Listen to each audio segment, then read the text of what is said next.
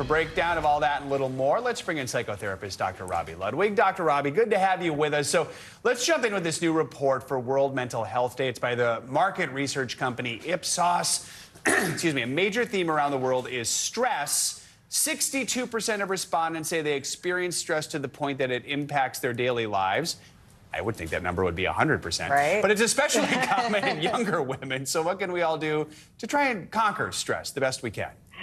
Yeah, so this was a really impressive study in that they looked at about 25,000 people over 31 countries. And what they found was that 62% of people said they felt stressed to the point where it impacted their daily life at least once. 41% said that physical health was treated as more important than mental health by their country's current healthcare system.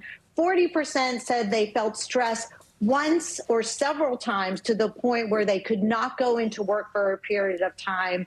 And 76% said that mental health and physical health were equally as important. And of course, there were slight nuances where the younger generation, the Gen Zs, were more inclined to take a day off from work if they felt stress was overwhelming them, where the millennial generation were a little bit stronger in terms of going into work even if they were feeling stressed. So it's interesting to see the generational differences and how more people are recognizing mental health as important, equally as important as physical health, even though there's a little catch up to be done.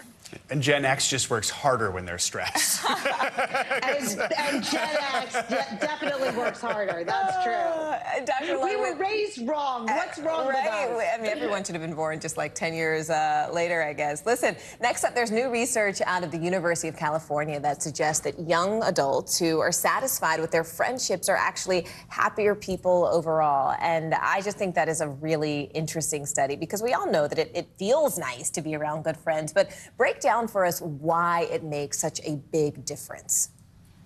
Well, they looked at friendships in their 20s, and they found that when people had healthy friendships, they felt generally more satisfied in life, and they just felt connected. These were people that they were navigating the challenges of life with. These are people that they could share their emotions and laugh with and have a good time.